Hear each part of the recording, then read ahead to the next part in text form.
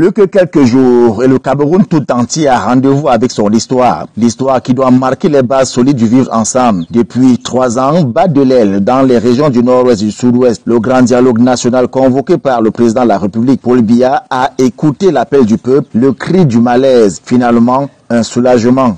J'attends que les Camerounais se réunissent une fois de plus pour bâtir un pays fort.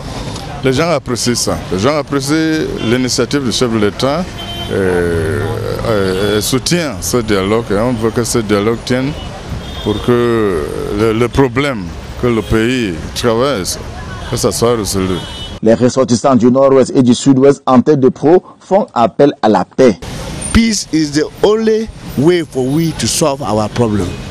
But the president should invite those who call the dialogue to come and assist.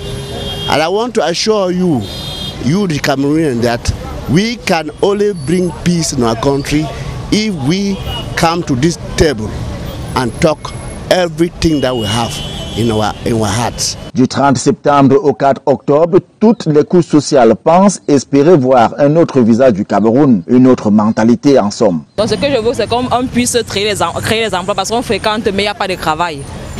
Nous sommes tellement nombreux à être diplômés mais pas de travail. C'est ce que vous m'avez parlé de travail et parler aussi de l'ordre d'abord national. Les Camerounais, ils attendent beaucoup de ce dialogue, ils attendent beaucoup de changements, beaucoup de remédiation à beaucoup de problèmes.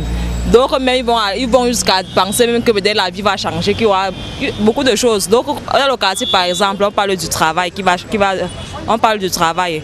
On parle aussi peut-être de la propreté dans les villes, dans notre ville. Non. Donc, les gens attendent beaucoup de changements, beaucoup de promesses aussi. Parce qu'il y a des promesses que le président a fait dans le passé qui ne sont pas, il n'a pas réalisé. Donc c'est ça qu'il faut qu'on ait, le changement qu'on attend. Vraiment, c'est de considérer tout ce que nos confrères vont vraiment poser sur la table. C'est trop important. Vu ce qui se passe aujourd'hui là, c'est pas évident qu'on puisse progresser dans ce chaos. Mais vraiment que tout aille bon train afin que les affectations puissent s'en suivre parce que nous avons les enfants qui ne vont pas à l'école jusqu'à présent. Il faut peut-être penser à augmenter les fonctionnaires, les salaires des fonctionnaires, d'autant qu'un fonctionnaire supporte beaucoup de familles. C'est au niveau de la classe moyenne qu'il faudra relever. Yaoundé, capitale politique, entend recevoir tous ses filles et fils, parler en toute franchise, d'égal à égal et trouver les solutions aux maux qui minent et détruisent notre société. De cette façon, on pourrait réussir le dialogue et résoudre le problème.